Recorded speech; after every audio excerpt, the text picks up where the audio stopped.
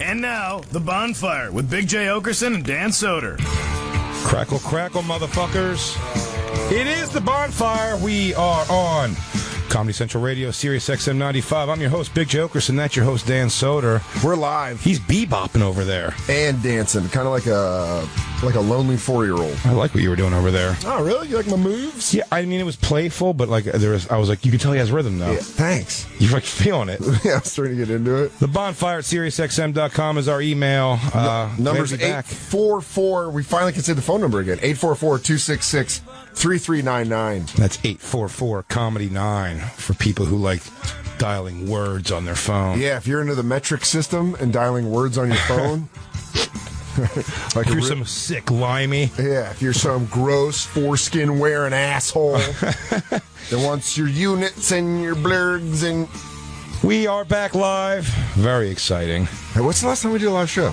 I don't know. I know we're sitting here in the room. Oh, when we did Fuck, Marry, Kill with the hot golfer. Was that our last live one? Man, she was so hot. She was hot, and I'm fucking her, so... You are? Oh, yeah, I forgot. You guys have been banging now for a while. I mean... Because of that game. In the world of hypothetics, that's what's happening. Yeah, hypothetically, I'm in the Super Bowl against the Bengals in Madden. So we're both living pretty big lives, hypothetically. You're killing it, by the way. I barely eked it out against the Cowboys in my NFC Championship game last night. You know, yeah? Where I still scream at the TV. Is that feeling good? I'll tell you what. I feel okay about football right now. Well, because the Philadelphia Eagles just beat the Patriots in an amazing birthday miracle. It was a great birthday miracle. There, Jacob already has the picture of her brought up. Oh, he's never gotten rid of it. Yeah, he has it as his copy and paste. It's always in a He just has to hit the V and the fucking control button. That's always ready to pop up. She's so hot. And now, I know we're always here in the fucking remnants of Entertainment Weekly Radio, and I had some kind of weird fucking... Where are their stories? Up on the thing. They were just up on the thing. I X'd it out. Is this our phone call line? Is this it? Is this the right one on? Just making sure. Yeah, it looks like it's fine. I guess they're coming up. I just want to make sure here. I look down my nose and see this Entertainment Radio mic flag, and it makes me fucking furious. It's all right, bro. I don't have one on my mic because I'm kind of an independent person. I want my respect. It's funny how they leave the studio and we come in like a divorced couple. Like they leave and they're like, Bonfire, and we're like, Entertainment Weekly. Hey, how you doing? You just gonna leave the place shithole like this? That's cool. That's pretty cool, I guess. Does he at least ask about me? Our radio, son. What are you doing for the money I give you? Where is it going? It's not going to headphones. What childhood? Jacob's got that. What's her name again? I should probably know her name. I got to yell it out when I'm nailing her. Debbie Donager. Debbie Donager. Have you, Jacob, have you knocked one out to her yet? Be honest, Jacob. Complete honesty. Yeah, oh yeah. You have? To thoughts, or do you have that sweet, sweet, beautiful fucking yearbook picture up? Pictures. Never right use in your pictures. mind. Yeah. Oh, wow. What Don't was you the scenario? understand? This is his mental fortitude is what can lift him up to do 65 push-ups. He has to bury all that stuff down. It's like he can't release. Get it. Andy wants you to ride on the ride. Get it. Out your mouth. We saw her doing calisthenics outside. You need a photo after that? You did? Where did you No, see I'm saying she was doing she sort pull-ups of right was. over there. Yeah. That's right. She was. She was doing like weird body dips or something. Fantastic. That would be kind of a pain in the ass to hang out with after, like, Oh, hell yeah. one nut. I hate all that when you're done fucking a chick who shouldn't be fucking you, and then when it's over, you're like, you know you're hungry, but you don't want to say you're hungry because she's not going to want to eat anything. Yeah. And then you're like, so I guess I'm not hungry either. And then they'll inevitably fall asleep, and you'll be sitting there just hungry. Or they start talking about something that before you came, you acted interested in. Wow. Oh, that's so when you do dips, you dip from behind. Wow. Oh, you know what? That probably would blast your tries more than the way I do. Oh, my God. That's probably pretty great. And then after sex, you're like, oh, God, what? Shut up already. I get it. Triangle push-ups are hard. Go fuck some parkour, asshole. Well, them jumping off the walls and into your puss. I'm trying to grab some Z's, you yapping bitch. Jesus. When you ran out of clever, you just went for the harsh. You yapping bitch. You want 5 across your face? I became a 1920s husband. Your yam's open. A lady knows how to shut her mouth, I say. I'm going to try to get some sleep. Talk to God. So much has happened since we've had a live. You did your special, which I went to, which was awesome. We briefly talked about, but we didn't talk about the thing that I wanted to talk about the most, which is finally you've met my mom. Yeah, which was awesome. Was it? I don't know. Trish was what I was hoping for. She was. She was everything. Because, everything I would hope for in your mom. That's good. She was like I expected her to be far more docile looking. Okay. Than I pictured because, again, me and you, I've never met your mom before. You've met my mom. Yes. And I hear the stories of young Trish just going ham in the neighborhood, just fucking swimmer dick Dude's and all that named crazy Dennis, shit. Joe, bringing him a Godfather. Yeah. Oh, man. Your mom was swinging heat. Yeah. And, but I know now she's like, she's years older than what you're talking about. Yes. So it's like a different woman that I was expecting to see, and it was exactly what I was expecting to see. I go, oh, this sweet older lady seems like so, and you just have such a different story of, well, you know her what it is? coming out like a fucking camel light hanging out of her mouth. Yeah. Like, fucking wine-stained wrinkles on the sides of her mouth. Yeah. I'm fucking, I was sleeping. But it's like the beginning of Conan, the Barbarian, where he's an old man and he's like, let me tell you the story of the king. That's what it is, but it's Trish now. And it's like she's sitting in a chair. Let me tell you of the 80s when she dated. When I walked in, they asked me if I wanted to go. They go, do you want to go sit upstairs with Patricia? I was like, nah, I don't. Not yet. Not yet. We finally got that camper. Lou found it. Yeah, the video. I have the audio. Yeah, please, dude. That is so awesome. Yeah, I wrote back to him also on Twitter. He reached out, said he was the guy. Yeah. It's an AOL interview. So awesome. So awesome that they did this. It's amazing. I'm so excited to hear. I haven't heard it yet. What? I don't know where to find it. Oh, dude. So it's a question. A question and answer with Antonio Banderas on the stage, and this camper comes out of the audience. He's played a lot of memorable characters with a lot of memorable lines. My favorite being from Desperado during the bar scene. No, not yet. Hi, Bonfire. Yeah. Awesome. What? Isaac, you're the fucking man. Isaac Rouse. That is the coolest thing ever. A.K.A. at Jokerman Uno on Twitter. I tweeted it out. That is so cool. Hey, what's up, Bonfire? Not yet. Not yet. Do we have a drop on that yet? We must, right? Yeah, we have the not yet. Not yet. No. I have the actual music, too. Lou goes deep. Deep cuts, Lou. Lou is wearing our Bonfire dish rags. Merkface Andy's, I guess, got a meeting with Blackwater tonight because we have Hugo back in the house. Steve, a.k.a. Young Hugo. Andy's got to go get his assault rifles checked by the mercenary groups he works with. Right now he's cauterizing one of his own wounds with a fucking hot knife. This is vacation. I imagine him taking a bullet out with a hot knife. Ping! Into a dish that he's cooking something in. Packs dirt into it. Yeah. I'll be fine till later. These Hajis ain't gonna take me out. Jacob, I want to know what was your fantasy? What was your Jack fantasy? Oh, we're coming back? Girl? I am, because I wanted to ask that question. I want to know, were you on a golf course? Do you think was it right here in studio? Do you think he sings the Jacob song as he jerks off? Talk about Jacob. Getting that sweet, sweet pussy. Talk about Jacob. Busting pussy all night long. Jacob. Sweet, sweet pussy. Getting sweet, sweet pussy. Talking about Jacob. Jacob jerking off to Getting sweet, sweet pussy. Talking about Jacob. Busting pussy all night long. Getting that PGA pussy. Oh, yeah. Gave her the fucking 9-iron, bro. The only golfer I know or care about. Yeah, goddamn right. I bet you'd watch her play around if it was on TV. You're damn right it would. Do you think I've never watched golf in would my you life. stay erect all 18 holes?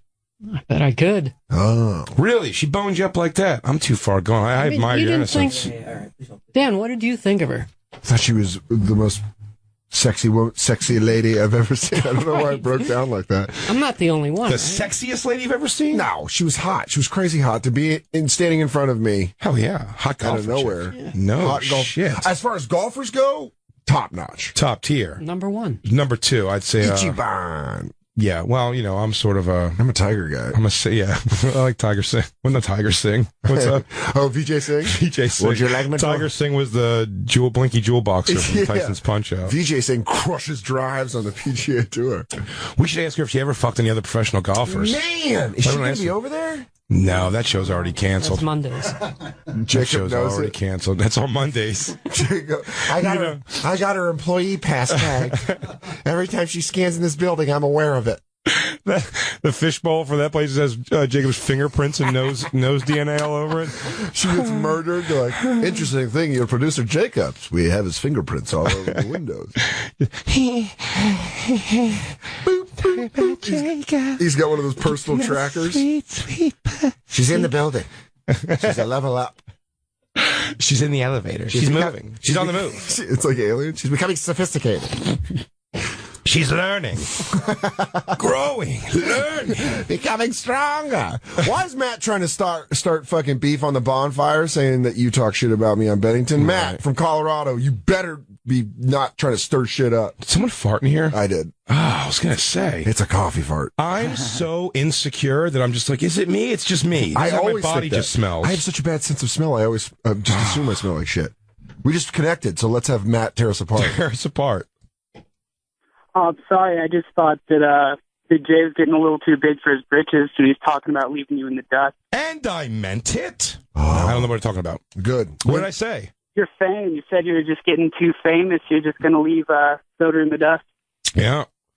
You know what, though? I mean, in his defense, Matt, he says that to me every time we make out. Well, I'd like to know who's the top. Yeah. I can know who's the top. And you know what? Call me power bottom all you want, honey. Yeah. I mean, Dan doesn't just take it. He throws back into it. What's that? I mean, as long as you're aware of it. Oh, my God, yes. When I have my stuff behind your back. Yeah, when I have my fortified compound in the Rocky Mountains. It's hard. I don't even know if I said anything even remotely joking like that, but maybe I did. But whether I did or I didn't, it's weird to call national satellite radio superstar like the Bennington show behind someone's back. It's pretty accessible. I don't know. Yeah, you motherfucker. You thought I'd never get back to me. But I, through my fucking different deeks and dives and different alleyways and methods of communication, I was able to turn on the radio for 5 seconds.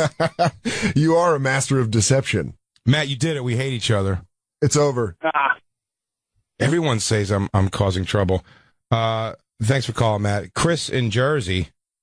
I bet this was more tongue-in-cheeky. Oh, I'm going to take a guess on who this guy was. Hey, Chris, were you at Big J's birthday frantic show? Yeah, I was sitting in the front row. Oh, yeah, okay, yeah. I called his wife names, but that was all fun. Yeah, Chris is great. He watched me. I feel bad because I feel like Chris was like a family member's new boyfriend. It's like, I've heard so much about you, and then I snapped on a guy in the back row, so I got violent in front of him. And Did I'm you like, really? No, not really. I just like got mad because I was super tired, and this dude, like this piece of shit, heckled me. What did he say? Oh, he was like, he looked like I was so hammered that I missed so much of that show. Like, Kevin Nealon went on apparently. Yeah, he did. The guy in the audience, and maybe Chris, you can back me up on this. He was dressed. He was like a out of shape, like 48-year-old dude with like a periwinkle blue button-down shirt.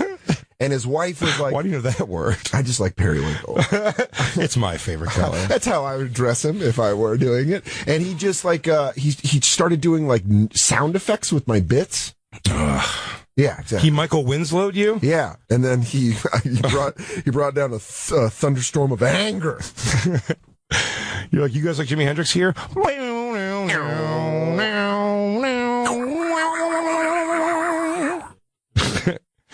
Yeah, Jimi Hendrix, that guy. This guy would fucking shut the fuck up. Shut up. Did you enjoy yourself at least, Chris? Dude, we got there a little late. Somebody backed out of sitting in the front row. They couldn't handle it. They were like, got scared. So a waitress was like, do you guys want to sit in the front row? I'm like, yeah.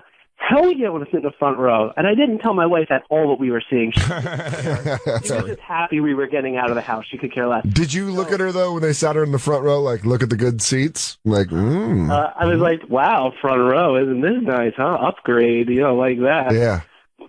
But this dude, yeah, I missed your show at the Trop. My kids got sick. Well, I clearly I see where you draw your allegiance, and it's with your sick, weak children. Not a strong, grown man. A man building something. You picked your sick, weak, tiny children. I will crush them. What childhood? Chris and his wife were both awesome. They were I shook his, so great. Yeah. I remember you were like, I'm a camper. You like said something and he was so nice. I was like, Yeah, I was so excited. I was like, at least I'll get like 10 minutes of Dan, and then all of a sudden this guy's going to open his mouth, and you just unleashed a hellstorm. And I'm like, oh, man, like, I wonder what he was going to talk about. This is still funny, though. Yeah, no, it's always great to watch a nice, genuine melt. And I did I did talk to Jay after the show, but he was just I was talking to Sal. He was just wasted. I thought I was holding together pretty good. But let me ask, hold on. Chris, let me see how drunk Jay was. Were you doing your high school girl shots of vodka, follow it with beer? Because you've progressed now. I have. To a red wine drinker. Nope. Way past red wine. Red wine's the thing of the past. No, dude, one time on Legion of Skanks, I pounded literally 2 pint glasses of red wine. I've watched you throw up on and that bucket. Violently vomited. It's one of my favorite clips. Now, even the smell of it almost of red wine. I mean, I've gotten it down since a little bit, but never more than a glass or a half a glass because the smell just gets where you're like, oh, yeah. Yeah. This goes down I have that with spiced rum. Just that sour belly feeling. Mm-hmm. No, now I've moved on to, again, it's weirdly enough, like a carb thing. Okay. And also with my Invisalign braces. I don't want to take them out of time. Oh, yeah. We got to talk about your braces. My braces. I'm going to put them in. I forgot to put them back in before we started the show. All right, let's put them in. But with all that, so now I'm doing silver tequila if I do a shot. Oh, all right. And the chaser would be a silver tequila soda with lime juice. Wait, so you're chasing the thing you're drinking with the thing you're drinking? Yes. Okay, cool. That's fucking... It's kind of like the daiquiri where they put it's already got the booze in it, but then they put the extra shot on top. And they go, welcome to the Bahamas. Yes. Hey, welcome to Fat Tuesdays. My name's Rachel. I'm going to be bringing you some Alabama Slammers. That's a good amount of... I mean, when I met you, you were doing the high school... house party shot of vodka, follow it quickly with a Bud Light. On the rare occasion that I drank, because I drove. Very rare. Always drove. Always. I don't drive now. I'm living in the city, so I remember just a booze bag. You would also hook me up with your booze. Like when I used to hang with you when we'd go from stand-up New York to the comic strip, and you would drive across, and I would just be shit-faced from stand-up New York. And then we would go to the basement of the comic strip and smoke weed, and I just remember drinking Coronas and getting in your car. Like, you held together so good. Thanks. You were a good person holding it together. I think I hold together pretty good too, but it really is funny. I was so judgmental over people who like boozed all the time. Yeah. Every day, very judgmental. But I think it's because I couldn't do it. Now that I do it with a little more frequency, it's until it goes bad, pretty fun. On the way up, the way up's always great. Until it goes haywire. The problem is when it goes haywire, you're like none of it was worth it. It's like being. And I think I'm old. I think I'm lucky that I'm old enough now that like literally after my birthday. Yeah. Went like not haywire a little bit, not in any kind of like bad or violent way. Just like the rest of the night when I left was just very like some awesome fun was like diverted from like, you know what I mean? Like well, there's for me feel that way and just really having to like puke and everything. And when it's all said and done, you're like, oh man, like it really wasn't like. But that's an easy one for me to be like, yeah, that's too many times like in like a span of a month. Like I've thrown up like twice this month. Wow. From like in a month. Yeah. Maybe not this month, but you know what I'm saying? Not this month, but I mean in a month's time, I threw up like twice. I was like, yeah, I don't really care about booze. You know what I mean? It's like, that's easy one to stay away from. Like cigarettes is what I have to really focus. Like I got to get the fuck off cigarettes. I was so good. But booze is kind of easy for me to walk away from. I was so good at climbing to the edge of throwing up and not doing it. Like the breathing and the spitting, like, yeah. I can just hold it. Yeah. Well, what are you guys? The little burps. What are you guys doing? Can I get a good beer? heavy breathe. If I would lay my head back and breathe, and the first times I really started getting like rip roaring with any kind of like, you know, every other day or so was when I went on that tour with Korn. Yeah. I was on tour, and the opening band 2 Cents, those guys were awesome, but those guys went hard. I think a couple of them are completely sober now, which is kind of funny, but like they went really hard back then. Yeah. Really hard. And ending those nights with them, like really just being on the bus, just sitting with that, like, gotta drink that Pedialyte. Just making noise because you really just didn't want to puke. Yeah. And I hate puking, but again, what I worry about more is like I'm actually less weird about puking now. And if I need to puke, like the last 2 times I puked, like to get the little bit out, like I did the old, like something I thought I would never be able to possibly do, just blindly just jam fingers down my throat and do it. And I'm like, I would have told you until 2 years ago that is a fucking impossibility for me. I'm like, I can't do that to myself. Like, I won't. And now I'm like, after I did it the first time, and I was like, oh, it works. I'm like, I get it. Just do it. Nail it and go. I got to the point where I could just mentally do it. I could just go, you're going to throw up. You're going to throw up. And I'm like, bro, Giannis Pappas, you can ask him about this one time at cabin. He was pissing. And that bathroom is disgusting. And I kicked in the door and just went right behind him and threw up in the toilet. It was like, do I go have a drink outside? And I just went back out and just started drinking again. By the time you are at that, like, the heavy breathing phase, by the time you're there, if you walked over to a trash can or a toilet, you will throw up. Yeah. It's there. So you think about mentally being able to do it, like, you can. It's like what you're actually doing most of the time when we're all that heavy breathing is mentally trying to not make it happen. Yeah. But it is kind of better just to get it the fuck out, I guess. I remember I was so hungover that it lasted one time until the night. When you have a hangover that goes like deep into the next night. Yeah. And I yesterday, man. I was hurting yesterday. It sucks. And I ate at this restaurant and I was with a comic, a buddy of our, Joe Liston and mine, named Alvin David, and he was hammered. We were taking a cab back to Queens and I was hungover and nauseous. And the cab driver's doing that like gas brake. And Al's so hammered. He just, or it was my buddy EJ, that's what it was, just keeps saying the same story where he's like, yeah, man, it's crazy. I met this girl and she was just like nuts. So what are you doing tomorrow? That's what you do, right? He would say that. I'd be like, oh, nothing. I think I got a spot at like Stand Up New York.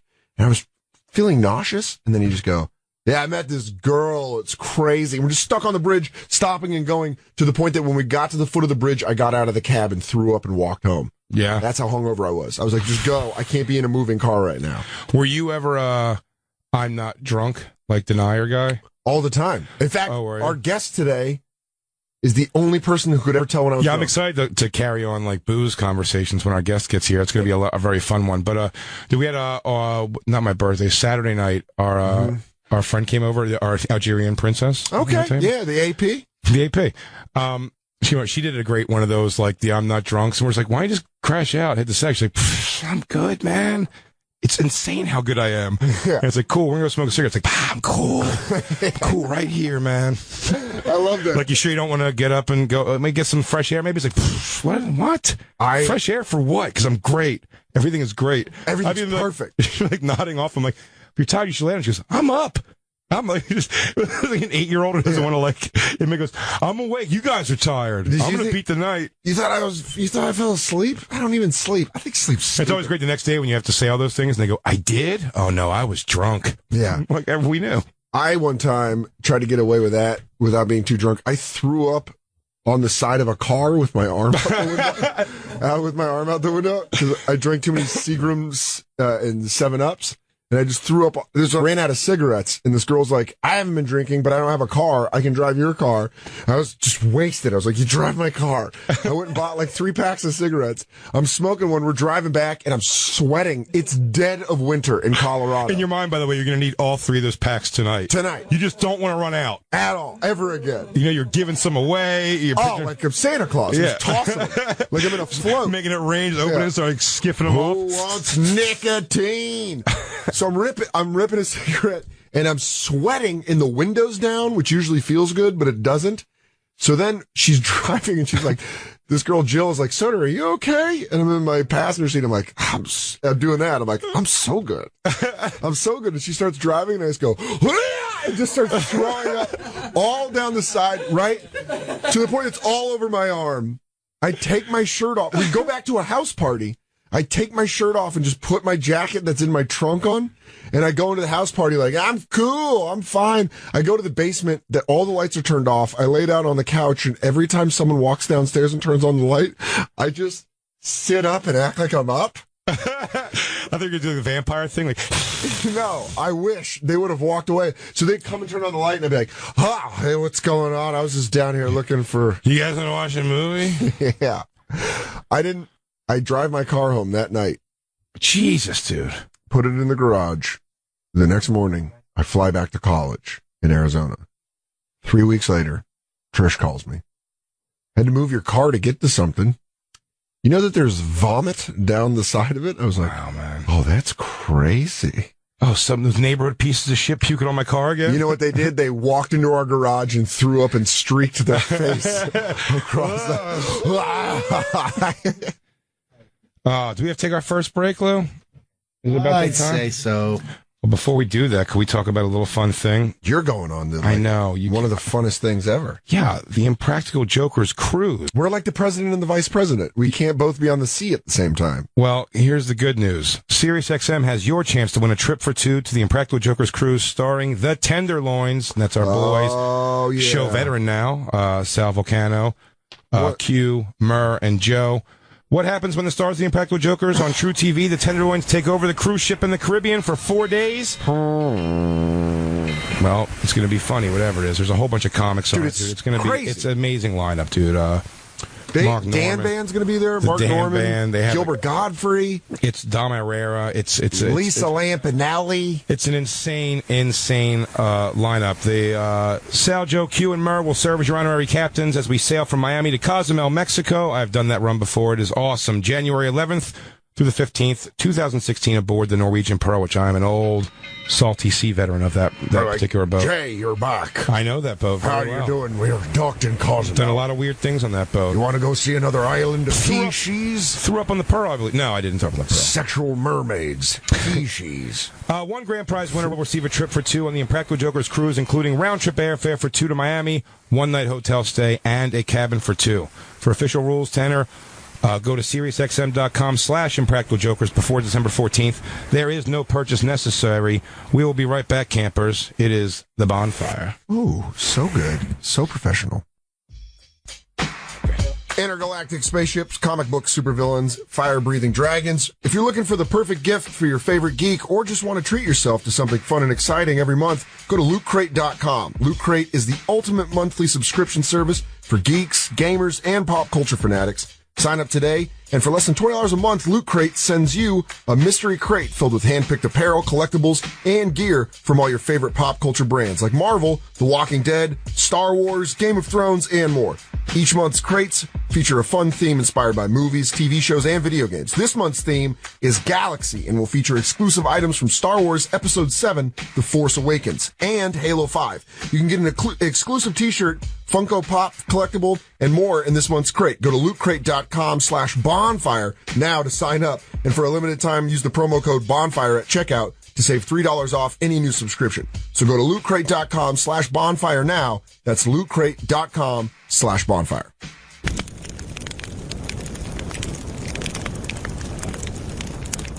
Talking about Jacob. Do you remember when they did Rough Riders Anthem? DMX did Rough Riders Anthem, but then do you remember they did the Rough Riders Anthem remix and it was better? Yes. That's what I feel like we just did with Talking About Jacob. That's what happens a lot. You know? One more chance. Biggie Smalls. You really need a good producer who'll fix everything. Lou. You want P. Diddy. You know, like my man Lou Dog says, every remix got a little better. This is the remix. It's like my man Lou Dog always says. It's like my man Lou says. We don't make any money. We need more money. It's like my man Lou always says. We don't got the studio. We gotta be up in the office again. Cause ain't no respect to Bonfire. Bonfire, baby. It's like my man Lou always says. We ain't got no live reads today. That's right. It's like my man Lou always be saying, you guys can't get to a live read. Well, I screwed that shit up. Here we go again. It's like my man Lou always be saying, you guys gotta remember your credentials, because I'm getting tired of putting you on the security list. Yo, it's like Lou always be saying, well, you guys been smoking weed in the studio. Other people be getting pissed. It's like my man Lou always says, you're gonna get us all fired. And I really rely on this job. That's right. It's like my man Lou always be saying, it's just filthy talk. Y'all ain't doing a radio show. Yeah. That's right. It's like my man Lou always be saying, you guys will know Opie and Anthony.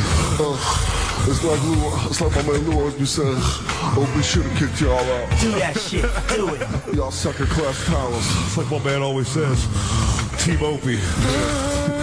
Like my man always be saying, I'm glad Dad's dead.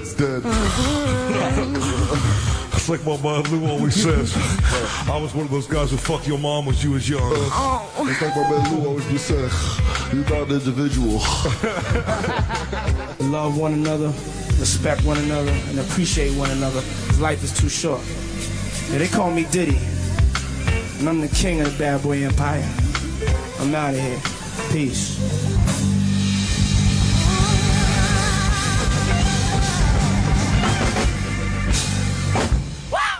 y'all niggas want to do? And now, The Bonfire with Big J. Okerson and Dan Soder. What childhood? Oh, it is Wyland Wednesdays. R.I.P. Ironically, STP's dead and bloated. Hey. No, it is ironic because he's... As I said earlier, he stayed very thin. we brought him up and then he died like 2 days later. The very thing that took him out was the very thing that kept him looking fantastic. Why is it that whenever we bring somebody up, a la a Chet Hanks, and now Scott Weiland, so we have powers? Do we? I mean, I'm starting to believe we do. This guy's right. My head's in the clouds, man. I'm next level shit right now. I'm trying to move shit with my mind. Dare I say you have the glow? Chase got the glow. When you get the glow, you got the glow. Dan, take control of this show for a little bit. I'm going to try to move these headphones with my mind. Okay, yeah, go for it. Anyways, today, he did it. Oh my God, it's shaking. And the thing is goddamn shaking. My eyes are freaking out. Guys, you don't understand. Oh God. Oh God. My eyes are bleeding. Oh, no. My eyes are bleeding. Oh, just Jacob's in the corner speaking in tongues. Why do the Entertainment Weekly people here have fucking roll of toilet paper? I don't know. For all the shit they're talking? Oh, shots fired. Who do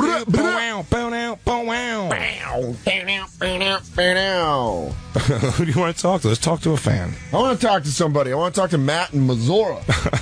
Matt in Missouri.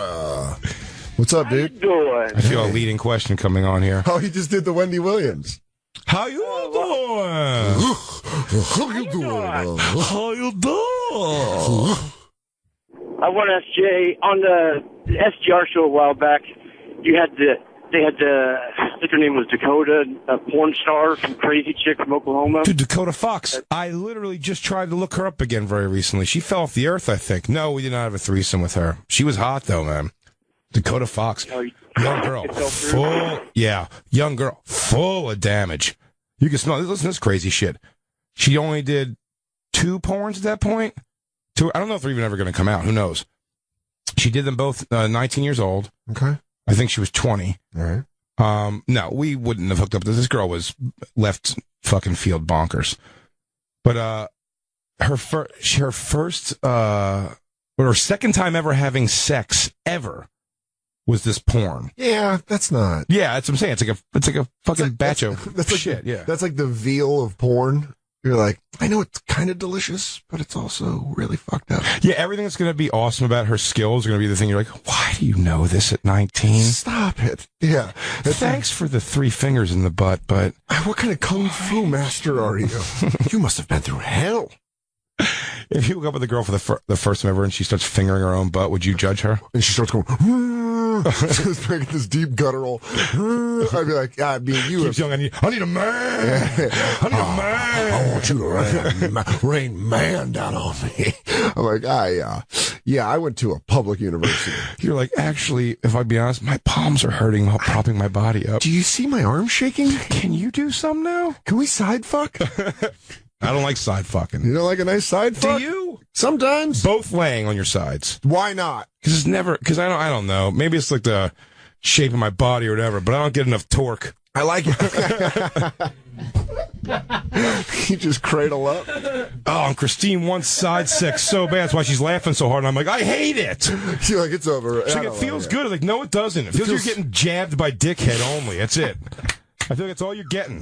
The rest, I'm just like, I'm like, thigh fucking you, sort of. It sucks. Our friend, I hate it, and she likes it so much. I know other people did it so much better than I do in her life. Stop it! Hey, stop it! Hey, no! Hey, Jay! No! And this is why I drink too much now. Now I'm a heavy drinker. Jay, side fucking will not push you over the edge. Now, what I do like, I'll do side fucking, but I'm up on my knees. Yeah, that's a good. Anything I can do to get any of your limbs and body out of the way of what's of the cannonball I'm bringing in. Can I tell you what I got to do is? I have to because I'm so the wrecking ball I'm swinging. Gosh, I don't want any fucking doorways and eaves and overhangs. You give it. She gives a head nod and then you swing it back like you're in the crane. I need straight burger looking right at me.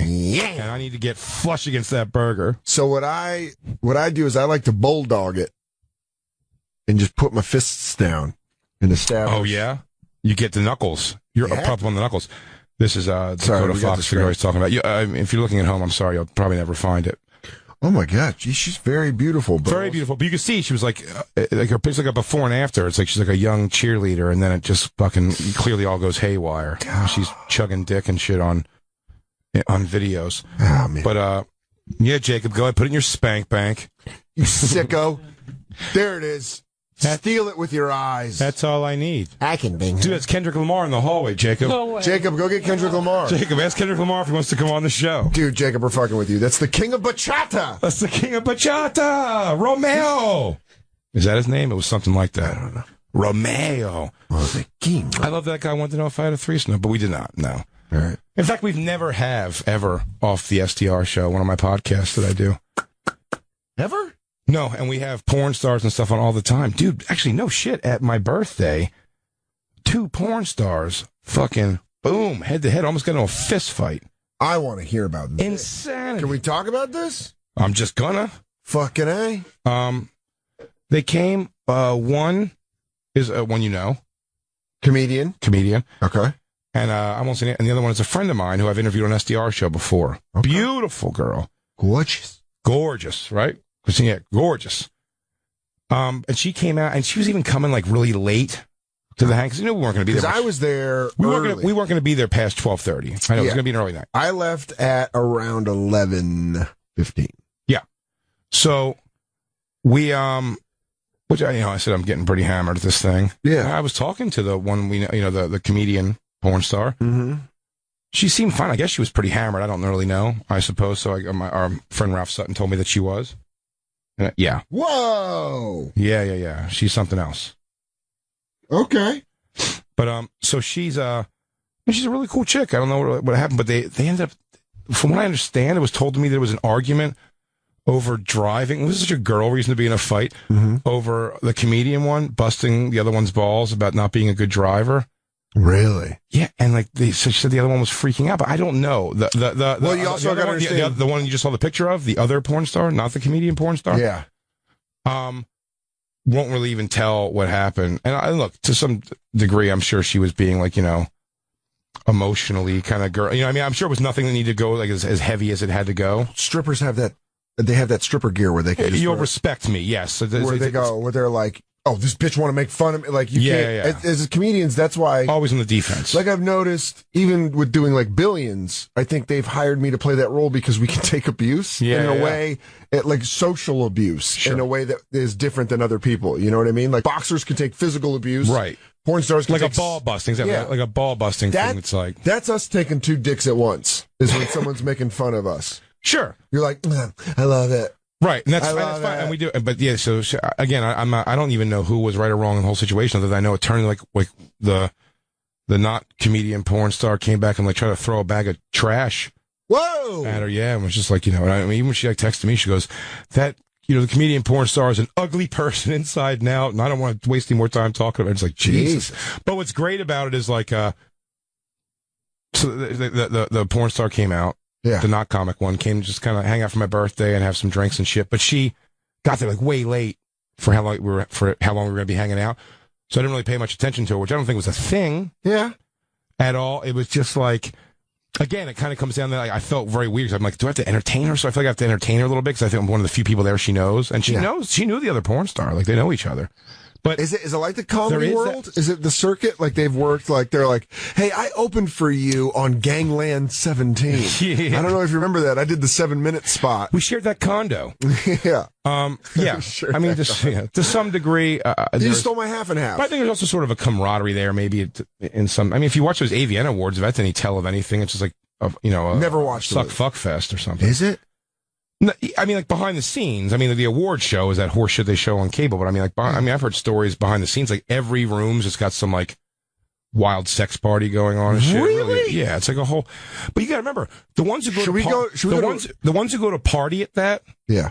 The porn stars who go to party at that are the ones that are still living that porn ridiculous lie Of like, what do you mean? I get to do coke and hang out with hot girls all day and get big dicks and then get money, and then you're like rockstar life falling apart inside. Yeah, and I love it. I live in a house that I'm pretty sure is rented by a producer whose last name I don't know. Your intestines are rotting out for some fucking reason. I just got fucked on a boat yesterday. What did you do? I get a lot of random nosebleeds.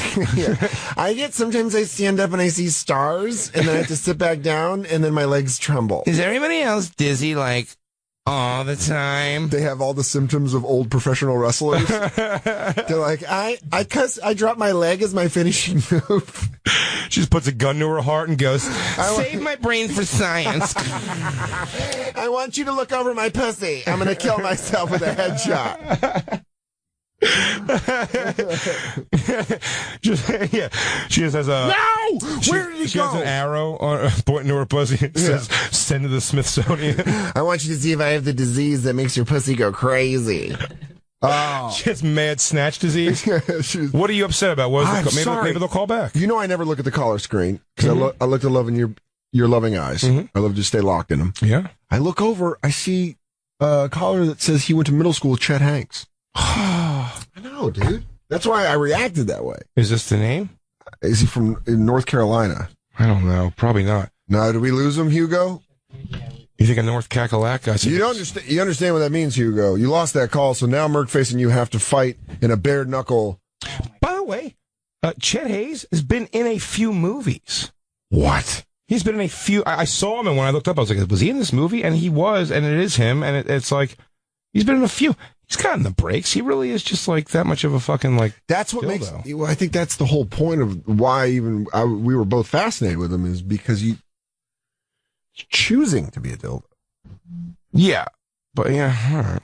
Yeah, but like the choice is yours. You can just go be a quiet banker. What's he in, Jacob? You bing him?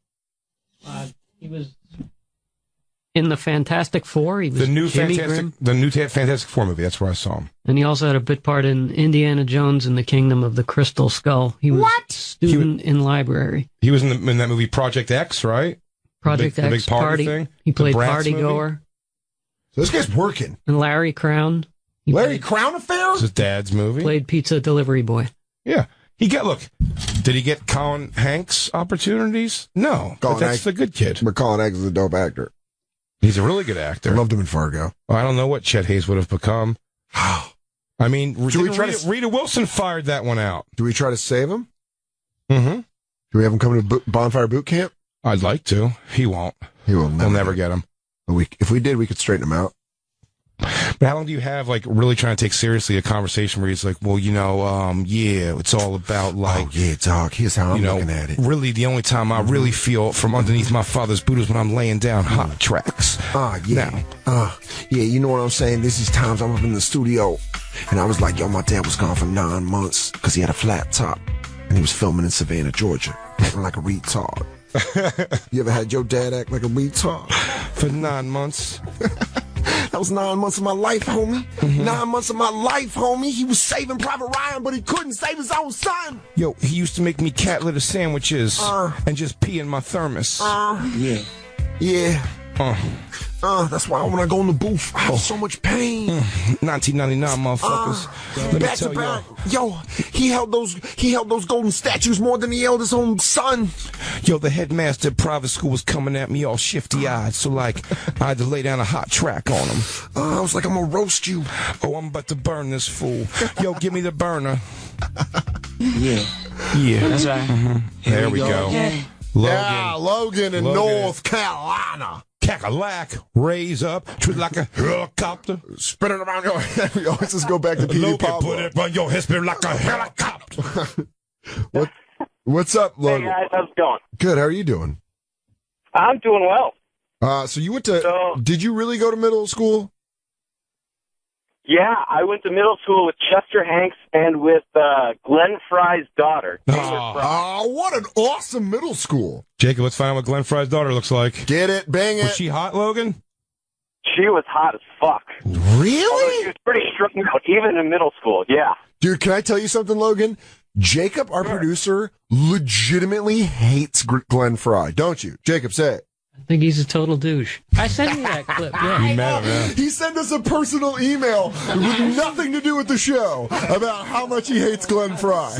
I swear to God. Possible material for the show. No, that's not possible material. You just wanted to vent, and you were done with your punching wall, like a cat scratch. But I mean, the heat is still on, Jacob. Am I right? Oh yeah, look at her. Let's see. I can't see her. Where? I don't know if that's her. Is that her? That doesn't look like her. She's thick body. No, that's not her. Find her, Jacob. God Logan says she's a hottie. Yeah, I believe him. So you went to who? What does your dad do? My dad was a real estate lawyer for Malibu. Nice, good for Obviously you. brings in the big bucks. Well, no, I mean that could real estate. It's real estate lawyer In Malibu, is it? Yeah, yeah, that's huge. Yeah. Oh, that's great. Yes, you got to go to school with these well-to-dos. That's fantastic. Yes. Oh, you're like our mole on the inside. Did you get to nail the Fry daughter? Who was banging Glenn Fry's daughter? Did you get to nail Small Fry? At the time in middle school, it was actually another girl in the class. What? Clamp slamming? Oh, really? Yeah. It was pretty. I mean, it was pretty all on the surface, but it was a lot of just making out in front of dudes just for the thrill of it. Oh, you got to bump muffs. Yeah, well, you know what we're doing. Get attention. We're entering another bonfire, Tales of Ribaldry. So growing up a normal dude in Malibu, though, there were a lot of people I came across. All right. I actually babysitted for Cuba Gooding Jr.'s kid. You did? That's great. That's pretty awesome. Yeah. How many times did you make Snow Dog references? How many times at the end of the night did you say, show me the money? Show me. Or did you ask him if he missed Ricky? Did you ask him if he would let you flap those skins? It smelled like sex in the room. So how long were you in school with Chester Hanks, a.k.a. Chet Hayes, a.k.a. Chet Hanks? Hanks and what? Hanks and 5th what? grade to 8th grade. That's a long time. That's a developmental period. It's formative years. My question has to be this, Logan.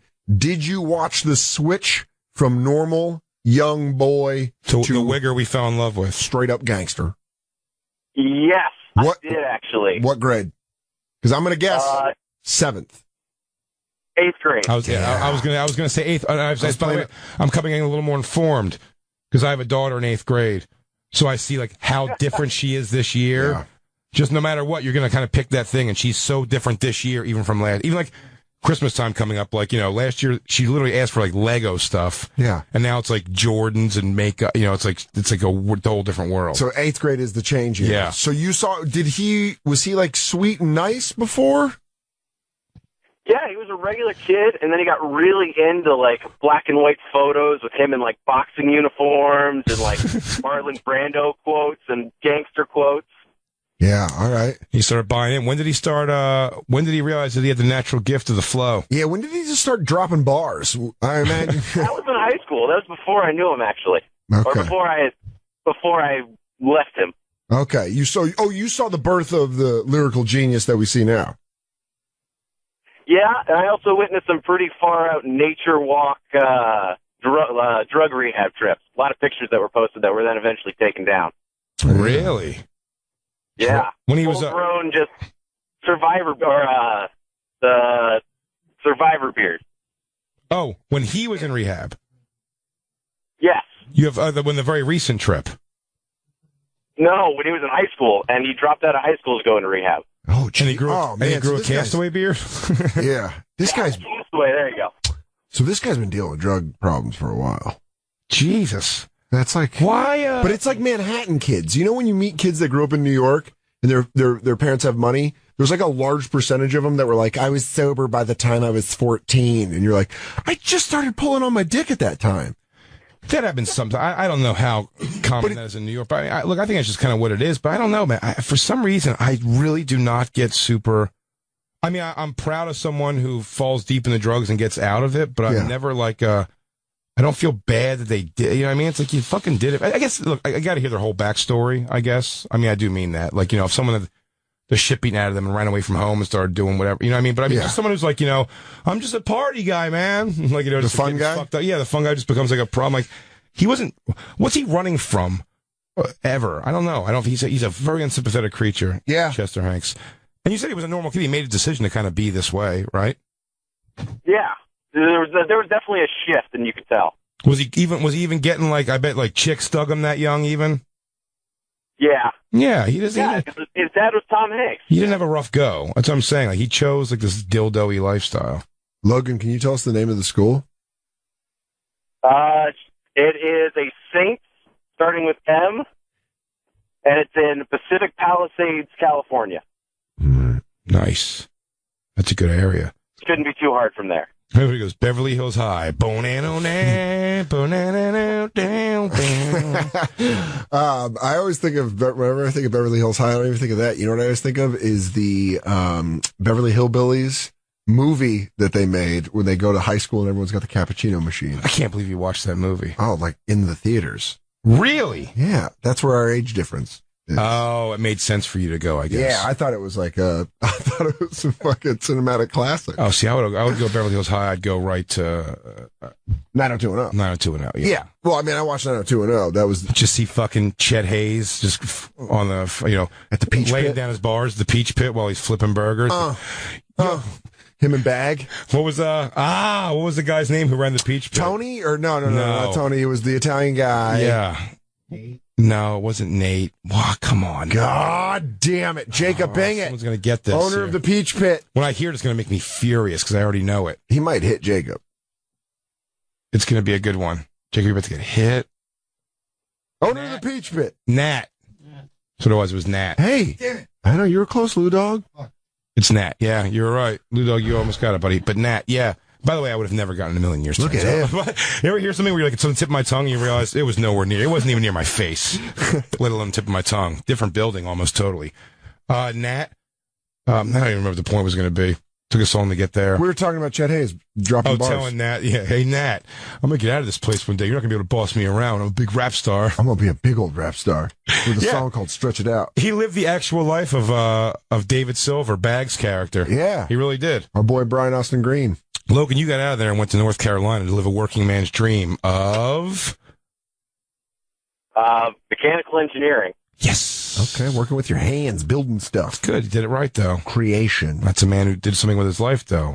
You look back. Chet Hayes is whacking off on Instagram, yelling the N-word at people. But you know what? You know who? That was a soft note. He goes, no, don't say that. Glenn Fry's daughter's softly clam slamming somewhere. Oh, she's just crunching clits with some fucking bull dyke and just like smacking away dicks. And the fucking Los Angeles Sparks game on in the background. Take it easy, take it easy.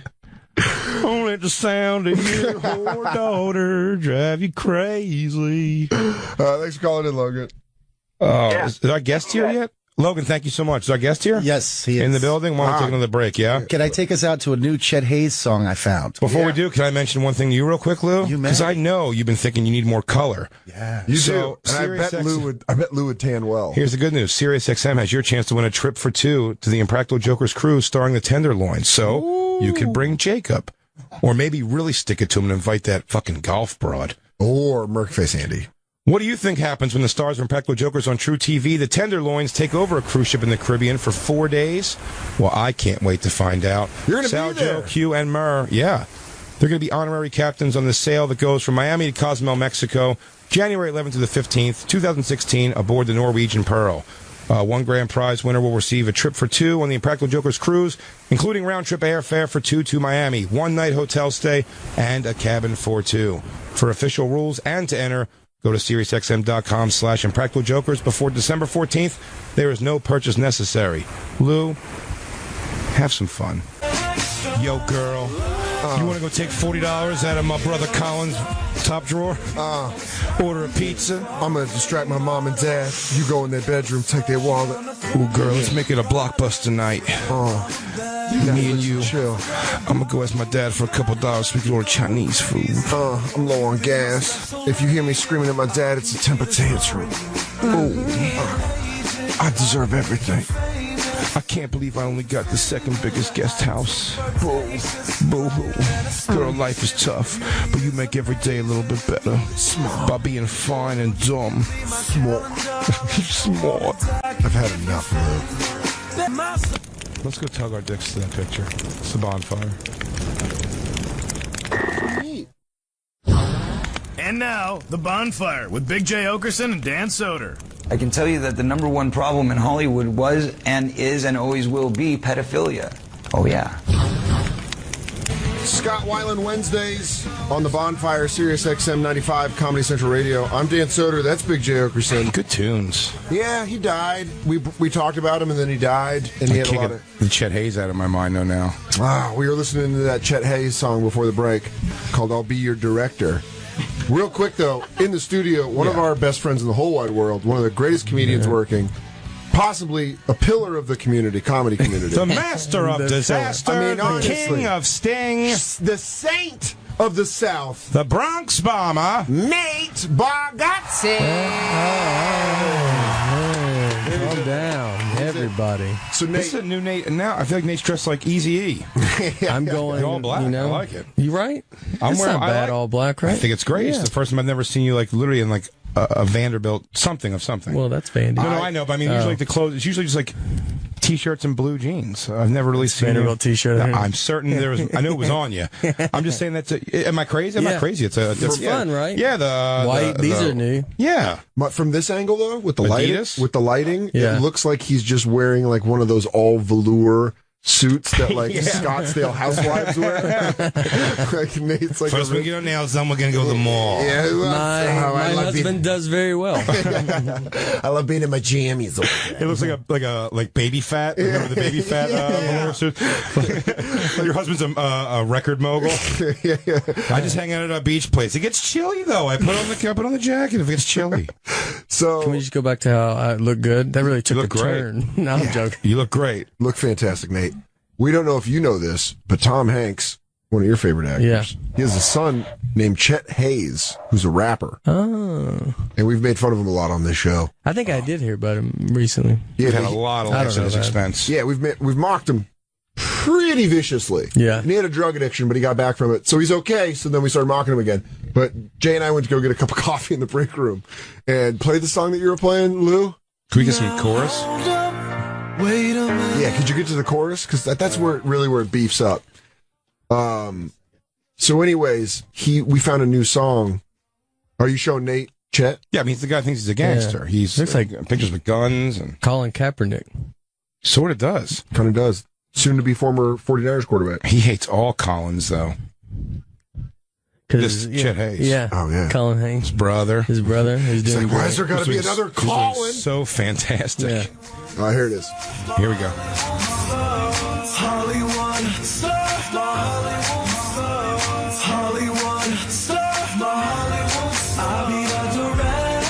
So that part right there got lodged in our head. So Jay and I were watching. He goes, "You can be my extra," and we're like, "And you can have your own trailer." Well, it's actually a honey wagon. It's a smaller trailer. That should be okay. You get a per diem. It's not much, but you get credit. We're just doing how acting really is. You show up early, not needed till noon. Get here. Hopefully we'll squeeze you in before lunch break because the union's on our back and they gotta take lunch break. They can only work for 7-hour stretches. Lunch break. Please sign this. It's your contract. You're at the Stress Factory all this weekend in New Jersey. Yeah. Yes. Thursday, Friday, Saturday. Okay. Very exciting. Yeah. Is that your first time headlining it? Yeah. That's awesome. I've been there. I've been there with you. Like I've been there. Yeah, no, I've been in the club before and performed there before. But you? I can't remember like when I was there last. Like it was a long time ago, but I couldn't. Very positive with me. Yeah. I've done it a bunch of times. I've done the Jersey circuit with Big J. Yeah. We had some good Jersey runs. Nice Cherry Hill. Dude, but before you came in, we started talking off big because I've been drinking more as of late. Yeah. Because I don't drive now anymore. Yeah. You never drank either. Right. So I've been drinking more lately. Mm-hmm. But I think because I started drinking more at 7 years old, that You're like an escaped Mormon. It really is. But it really is because that's when I started. My heaviest drinking time would have been at this age. That's also very easy to be like, oh yeah, I can't really drink like that. Yeah. And just not. Yeah. Like, it's not. I don't think it's gonna weigh on me. I don't have like years of all those days and memories of it. I just kind of and I said I've had fun, but I'm definitely so I said the reason I even want to stop is I puked a few times. I'm like, this sucks. The payoff's not that good. And Nate's a sports fan, so you're basically the Chris Wenke of drinking. You came in like super late and won a Heisman. won a Heisman, got drafted. When they drafted you, then they saw your record and said, "Oh God, he's 29." He's 29. Jesus. Oh, we're gonna get 2 years out of this guy. Yeah. Would no one check that before we drafted him? Like I didn't. I started smoking weed pretty late too. That's why I think it never became like a problem in my life. I remember that before you did that. What? I remember when you didn't smoke. Not with any kind of regularity. But not really regularity at all. Like I think I remember you starting to like it started being a lot. Like it was like you were doing it like a lot more. You never did it at all. You would never really drink and you would never really smoke. You I like this. Nate just all of a sudden knows like completely different you. He's like, you remember when you would take showers when you were a kid? I was there, and you never washed your ass ever. I said that was and I said that was going to come back to bite you. And now look at you, folliculitis of the ass. Now look at you, permanent butt rash. I mean, me and you obviously we told this thing on the show. Me and you have a good drunken night story. Soder said he's got a whole bunch with you. Oh man, well see those. But Nate wore his drunk far more than you did. I was saying before you came on the show, you're the only person that used to be able to tell when I was drunk. Yeah, I could always tell. Like it's like you talk in cursive, like it all just kind of goes. Well, it's like slurring, like everything's good. There was just like a hint of it. You talk in cursive is my favorite thing someone could say. Nate said my favorite line of 2015. I'm Daniel Soder, and I speak in cursive. Would you like to speak in cursive? It occurred to me that I don't know why they seem like cursive words. Regardless of what I was saying, and yes, I did just punch I am unrepentant in my desires. I'm just dipping a feather into an inkwell. Dan speaks in calligraphy. I speak in old English. Ye old comedy club tonight, I will be headline. Nate's like, have you had a couple of beers? I'm like, ridiculous. Why would I talk like that? Am I looking peaked? I am feeling a bit peckish. I should eat something. You said my favorite thing ever. I got a NutriBullet for Nate's apartment. Like I bought him a house warning. Out there. I told you when I was staying out in LA with Nate at Nate's. I bought him a NutriBullet, and then you were using it for the first time, and you called me up and you go, "Cool. So these are cool. Like this juice is cool." I'm like, "Yeah, man, it's great." You just like put vegetables, fruits in and stuff. And you go, "Cool. All right. So how much leaves do I put in?" I was like, what? And he was like, "Did you call vegetables leaves?" Like that's how you could tell how you've ate like shit for so long that you're like, "Yeah, I'll just grab some of this rubbish." Me and Nate actually shared that in our like taste. We were both very like minimal. I remember that was always a thing. You just kind of like to have cereal around. Yeah, fast food late fast food. Was late fast food.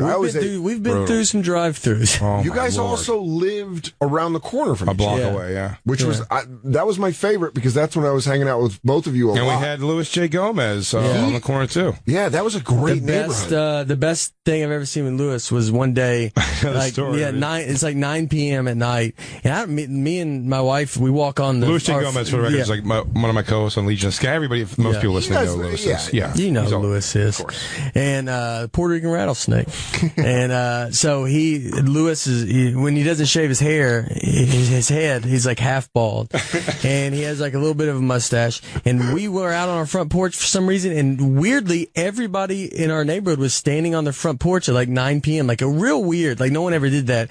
And then here comes Louis, and he's fat. This was when Louis was fat, and he's walking his dog with like khaki pants, a brown belt that should have been thrown away years ago, and no shirt, and just turns the corner to like an audience of 50 people on their porches. He just thought, no one's going to be out. I can go with no shirt. And everybody's just standing like, everybody just clapping. Like they start slow. We used to love laughing at Louis. He was a good person to live near. When Nate, at the time, he's upgraded his life significantly. Yeah. At the time, he just lived in a tile room with a dog, and that was like his life. It was really hilarious. His room looked like it was on a submarine. Yeah. like it was going to experience water at all times. You would look at it and go, a dog shouldn't even live here. And you go, oh, not only does a dog live here, but there's also a human that's in this same place. But I remember your guys' neighborhood when we did that Labor Day thing where you, me, and like 5 of our buddies all drank with our shirts off. Yeah, we went walk around the neighborhood.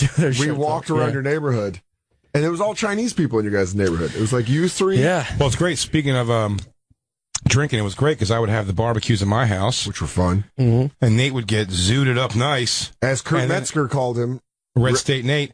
But it wasn't even, the arguments were fantastical. But that said, Nate always had a great, like, ridiculous idea to throw out there that I was always pretty on board with for the most part. Because Nate would be like, everyone, it's kind of be dying down. It's like 3 a.m. everyone's still hanging out. And Nate goes, man, let's just go for a walk. And we're like, man, nobody wants to go for a walk. Like, I do. And like, all it took was one other person going, who's coming with me? Come on. Who's coming Who wants with to me? walk around this neighborhood? Yeah, you want to go smoke, right? You want to go walk and smoke? I'll tell you what, though. He's also one of the best at pulling people outside to get what he wants by using, when I remember when I used to smoke, you'd be like, when we'd be on the road together, you'd be like, hey, go out front. Smoke a cigarette. And I'd be like, oh, that's such a good idea. I can't do that. He's so right. Yeah. That's an option right now. I'm for going to me. do that right now. I'm going to have 2. It's a great idea. You're still not drinking, huh? Yeah, still not. Are you going to go back? Or are you I just don't saying know. at this point, I think fuck it? I wanted to stop to see what to see what would happen, and then now it's like I just don't feel like I want to go back yet. I think I want to go back. If I go back, I want to go back to like wine. I want to be like like a nice where you can try to just be. I always liked, you had a joke about it, like you drink like when your drinking stories that you would tell, like where you go to a party and their stories are like, everybody's like, oh, they have like a couple, and then they still wake up at like 9 a.m. and you're like just an animal. Like your story is like, doesn't even match with these people. Yeah, you're like, what time did you guys go to bed? They're like 11. You're like, oh man, I think 11. I went to like 3 different places after. Yeah. 11, I'd go put my shoes on. I used to go to sleep sometimes when we used to drink at Barcelona bar. I'd wait tables at 10 a.m. I would go to bed at like 6 and just wake up 3 hours later and be like, you're going to get through this. You got to get through this. One of my eyes is all bloodshot. I'm like, where's my pack of Camel Lights? Why did I buy a soft pack last night? Dude, that was Fonzie. Why'd you buy a soft pack, Fonzie? Yeah. That was the bar. Barcelona bar. That's where my dad came out the one night and started just telling like crazy stories. I hung out with his dad. You did? Yeah. Jace! It's your dad! It's he was the best. He had those crazy stories. Yeah, what was Does he look like Jay? He has gloves. Well,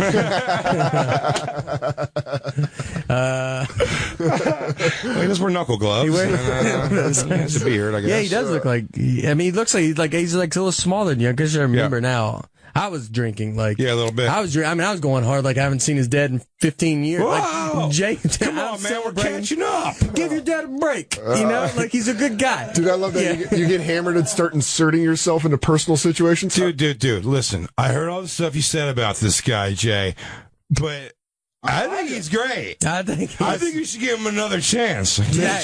I'm not. He doesn't know I'm trying to give him another chance. Jay was ready to cut you out, and I was like, wait. Wait. You want to do another shot, Mr. Big J?